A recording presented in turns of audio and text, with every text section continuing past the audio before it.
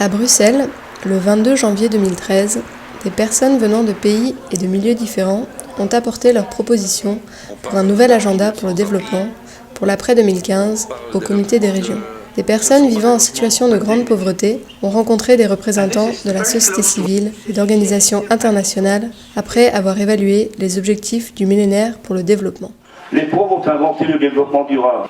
On ne jette rien, on économise tout, dit-on. Les familles à grande difficulté ont une expérience dont il faut tenir compte. Le gaspillage humain et le gaspillage des savoirs vont contre le développement durable.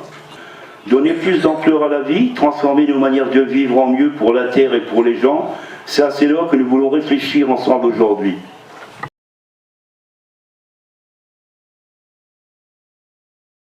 I think we need a paradigm shift in terms of the current economical model. We need to really review the way we do business, the way we create value, the way we externalize some cost, which has an impact in environment. So I think there is, first of all, a different way to look at economy.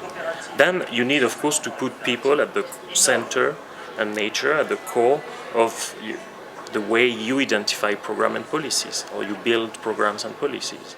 Je pense que les actions qui permettraient de créer un programme de développement qui respecte aussi l'environnement, le point de départ, c'était le dialogue social. Parce que ça permet aux décideurs et aux bénéficiaires de croiser leurs points de vue et de mettre en place des actions qui ne vont pas être contredites par les uns et les autres. Le plus souvent, dans les programmes de développement, on se rend compte que c'est des programmes qui sont définis par des experts, mais qui ne tiennent pas compte des avis des populations.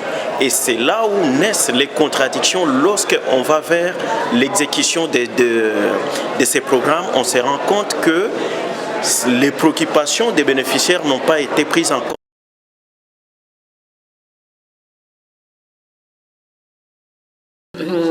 Moi, ce qui m'a envie de dire à les politiciens et les décideurs qui viennent d'une famille pauvre, qui vivent dans cette situation-là, c'est comme ça qu'ils sont capables de combattre la pauvreté et ça a un problème-là pas pour exister. Pas pour, et nous ici, nous avons l'expérience qui nous vivent, l'expérience qui nous vivent et nous connaissons qui est bon pour nous, nous aussi. Et nous sommes capables d'apporter nos contributions en tant qu'être humain et prendre nos apports égal comme un être humain. Para malaman nila at makita nila yung kalagayan namin na mahihirap. Para mabigyan kami ng pagkakataon na magkaroon ng panibagong buhay. Para maranasan din namin yung magkaroon ng magandang kinabukasan. At malaman nila yung kalagayan namin sa aming tirahan at mabigyan kami ng pagkakataon na mapag-aral namin yung mga anak namin at maiparating namin yung aming mga problema sa kinakaukulan. On s'est aussi demandé ce que ça permet d'avoir un logement. C'est Nathalie, une militante du mouvement, qui a dit « Un logement me permet de faire des projets de formation, de trouver un travail durable et récupérer mon gamin, pour ne plus être dans la pauvreté et pouvoir payer mes dettes. » Nous aussi, en Belgique, beaucoup de personnes sont au chômage. Et depuis, parfois longtemps. On parle de gaspillage, mais quel gaspillage humain?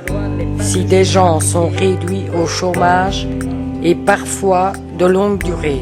In 1948, the Universal Declaration of Human Rights, which is the most translated and available document around the world, establishes the right to health, the right to education, the right to housing, even the right to vacations, and the right to Social Security.